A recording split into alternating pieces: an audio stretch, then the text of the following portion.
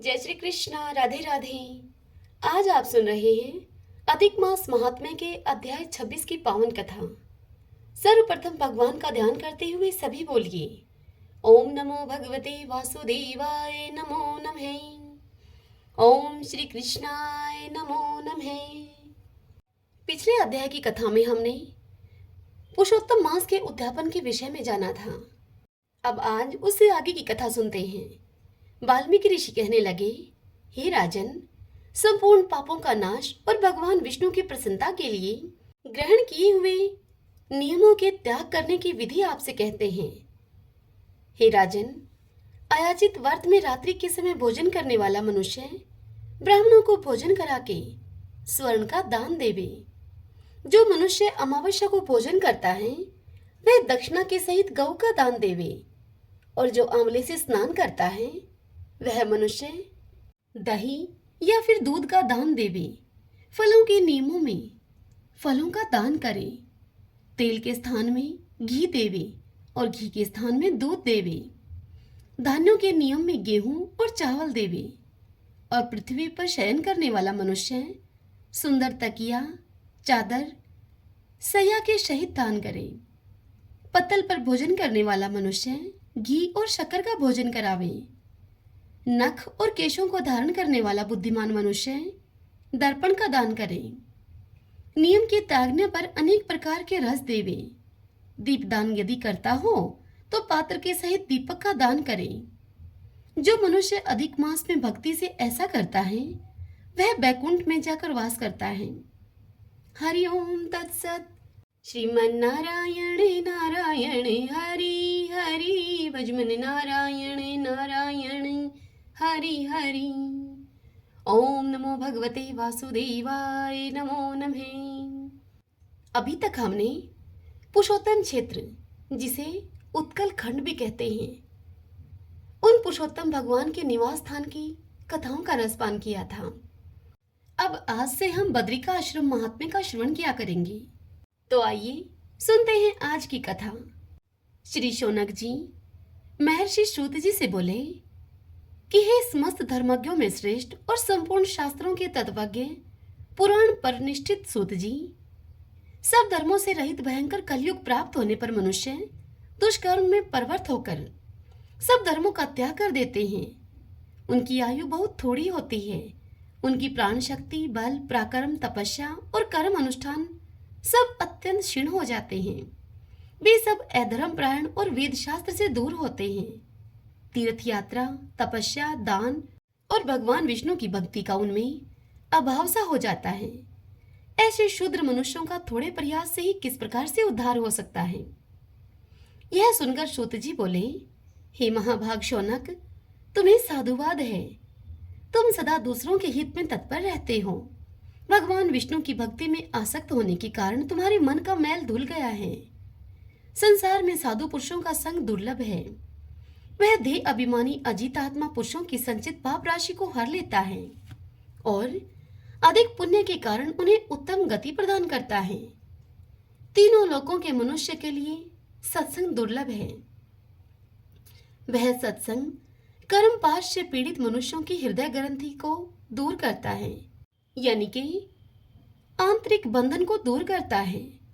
बहुत कम बोलने वाले और एकमात्र भगवान का भजन करने वाले लोगों को उच्च पद प्रदान करता है और जन्म मृत्यु के चक्र से थके हुए मानवों को चिर विश्राम की प्राप्ति कराने का कारण होता है। हे शौनक जी, यही प्रश्न पूर्व काल में परम सुंदर कैलाश पर्वत के शिखर पर श्रोता ऋषियों के समक्ष सत्पुरुषों का कल्याण करने वाले स्वामी कार्तिकेय जी ने भगवान शंकर के आगे उपस्थित किया था। तब श्री महादेव जी ने उनसे कहा कि हे षडानंद, परमार्थ के पथ पर चलने वाले पुरुषों को बैकुंठ धाम का निवास प्रदान करने वाले बहुत से तीर्थ और क्षेत्र हैं। कोई कामना के अनुसार फल देने वाले हैं और कोई मोक्षदायक हैं। गंगा, गोदावरी, नर्मदा, तप्ती, यमुना, शिप्रा, पुण्यमयी गौतमी, कौशिकी, कावेरी, ताम्रपर्णी, चंद्रभागा, महेंद्रजा, चित्रोत्पला, वेत्रवती, सरयू, चर्मणवती, शतद्रु, पयस्वनी, गंडकी, बाहुदा, सिंधु और सरस्वती, ये सब पवित्र नदियां हैं और बार बार सेवन करने पर भोग और मोक्ष को प्रदान करने वाली हैं। अयोध्या, द्वारका, काशी, मथुरा, अवंती, कुरुक्षेत्र, राम तीर्थ, कांची, पुरुषोत्तम क्षेत्र, पुष्कर क्षेत्र, दुर्धर क्षेत्र तथा बरहा क्षेत्र और बद्री नामक महापुण्यमय क्षेत्र, जो कि सब मनोरथों का साधक है, ये सभी उत्तम तीर्थ हैं। मुक्ति की एक साधन अयोध्यापुरी का विधि पूर्वक दर्शन करके मनुष्य सभी पापों से मुक्त होकर भगवान विष्णु के धाम में जाते हैं। भांति भांति से भगवान विष्णु की सेवा पूर्वक पूजन, नृत्य और कीर्तन करने वाले पुरुष घर त्याग करके श्री हरि का चिंतन करने से ग्रह की आसक्ति और मृत्यु के पराक्रम पर विजय पा जाते हैं। द्वारका में साक्षात भगवान श्री हरि विराजमान हैं। वे अपने निवास मंदिर को कभी नहीं छोड़ते। हे षडानन, गोमती में स्नान करके मनुष्य श्री कृष्ण के मुखारविंद का दर्शन करने से बिना ज्ञान के ही मनुष्य की मुक्ति हो जाती है। आसी और वरुणा के बीच में 5 कोस तक वाराणसी क्षेत्र है, जहाँ मणिकर्णिका, ज्ञानवापी, विष्णु पादोदक और पंचनद कुंड अर्थात पंचगंगा में स्नान करके मनुष्य पुनः माता के स्तनों का दूध नहीं पीता है। किसी प्रसंग से भी काशी में विश्वनाथ जी का दर्शन करके मनुष्य को जन्म मृत्यु रहित मुक्ति प्राप्त होती है। हे कार्तिकेय, तपस्या में लगा हुआ मनुष्य मथुरापुरी में जन्म स्थान पर जाकर सब पापों से मुक्त हो जाता है। विश्राम तीर्थ में विधि पूर्वक स्नान करके तिल के सहित जल से तर्पण करे तो मनुष्य अपने पितरों का नरक से उद्धार करके स्वयं विष्णु लोक को जाता है।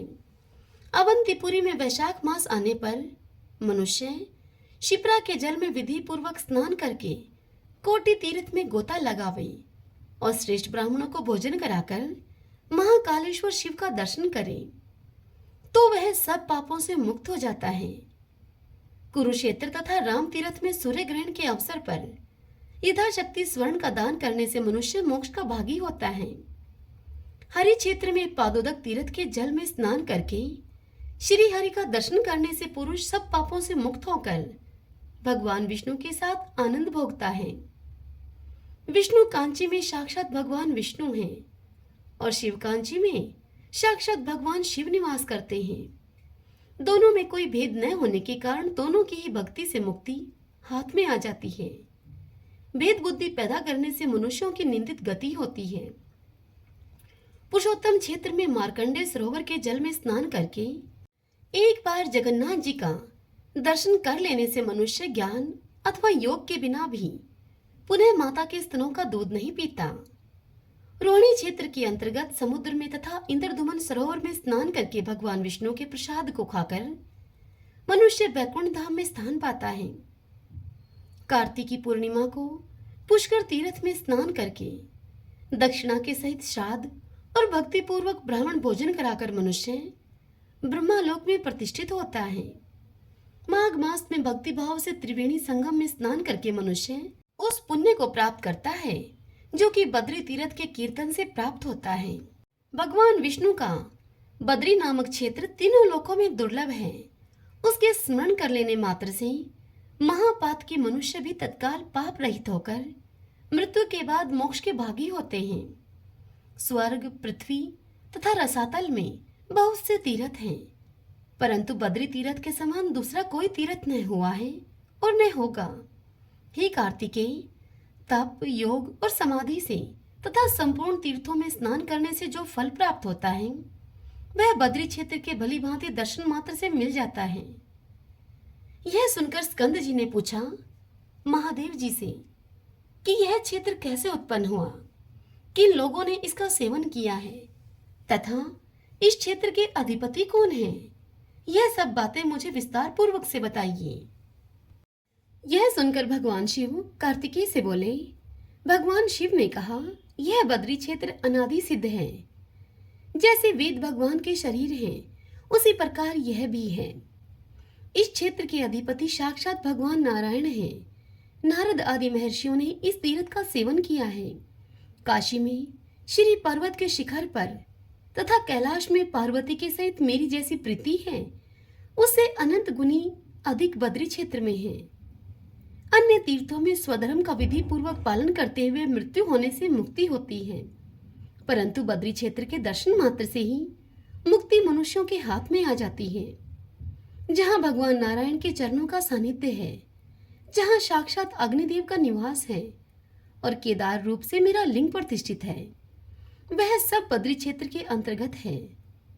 केदार के दर्शन, स्पर्श और भक्ति भाव से पूजन करने पर कोटि कोटि जन्मों का पाप तत्काल भस्म हो जाता है। उस क्षेत्र में विशेषतः मैं अपनी संपूर्ण कला से स्थित रहता हूँ। वहां मेरे श्री विग्रह में 15 कलाएं विद्यमान हैं। वहां कोमल कमल की सी कांति से सुशोभित मुख कमल वाले शिव भक्त दोनों हाथों को जोड़े हुए मुझ महादेव की ओर ही दृष्टि लगाए हुए प्रदोष काल में मेरी ही उपासना करते हैं। हाथ में जपमाला तथा मन में शांति और संतोष को धारण किए हुए प्रतिदिन वे मेरी वंदना और प्रार्थना करने वाले मेरे भक्त सदा मेरे चरणों के चिंतन से विज्ञान स्वरूप होकर हृदय स्थित काम को नष्ट करके सर्वतोभाव से निरंतर मेरा भजन करते हैं। काशी में मरे हुए पुरुषों को तारक ब्रह्मा मुक्ति देने वाला होता है, परंतु केदार क्षेत्र में मेरे लिंग के पूजन से मनुष्यों की मुक्ति हो जाती है। श्री नारायण के चरणों के समीप प्रकाशमान अग्नि तीर्थ का तथा मेरे केदार संज्ञक महालिंग का दर्शन करके मनुष्य पुनर्जन्म का भागी नहीं होता।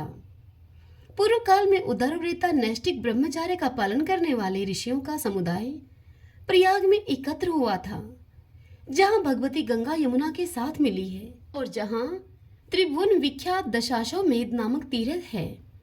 वहां भगवान अग्निदेव ने ऋषियों के आगे उपस्थित होकर विनीत भाव से उनसे पूछा, आप लोगों की एक दृष्टि और एक ज्ञान है। आप सभी ब्रह्मवेताओं में श्रेष्ठ, दीनों के लिए करुणा से भरे हुए आर्द्र हृदय और दयालु हैं। आप लोगों को यहाँ उपस्थित देखकर मैं आपसे पूछता हूँ कि सब प्रकार के दूषित वस्तुओं के भक्षण जनक पातक से मेरा अंतःकरण लिप्त हो गया है। हे ब्रह्मज्ञानियों, बताइए तो मेरा उद्धार कैसे होगा।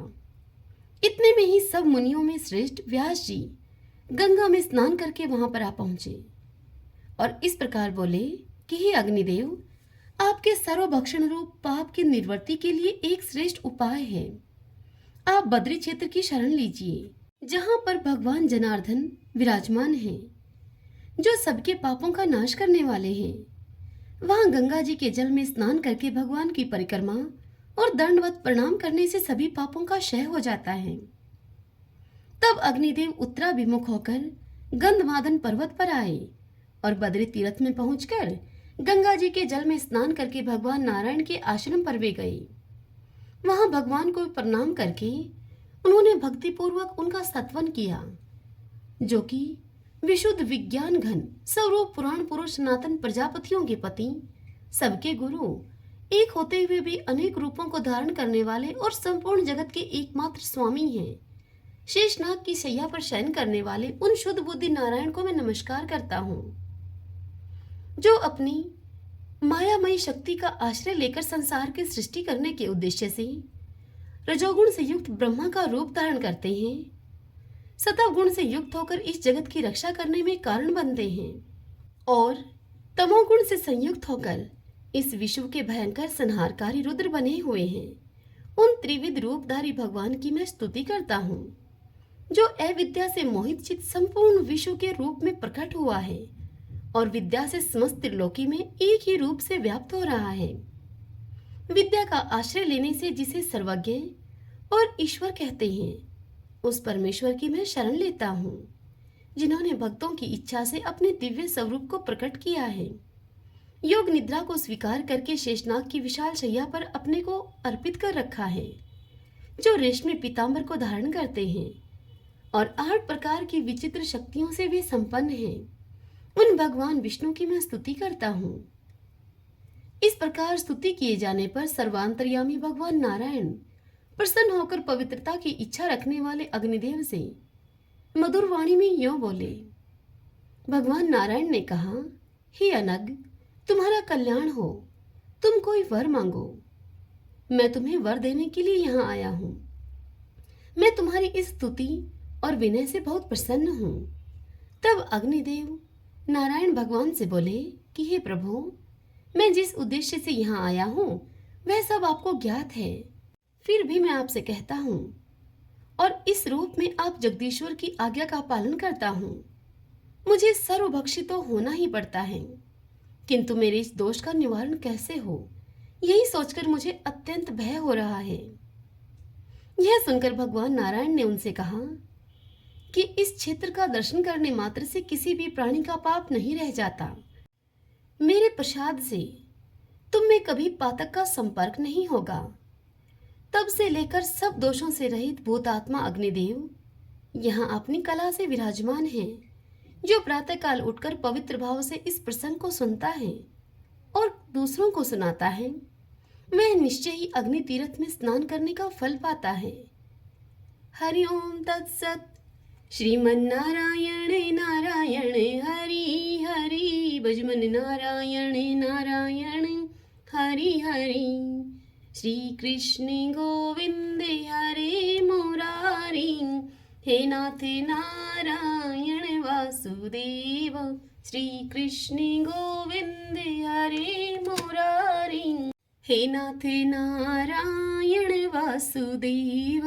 श्री कृष्ण गोविंद हरे मुरारी, हे नाथ नारायण वासुदेव। श्री कृष्ण गोविंद हरे मुरारी, हे नाथ नारायण वासुदेव।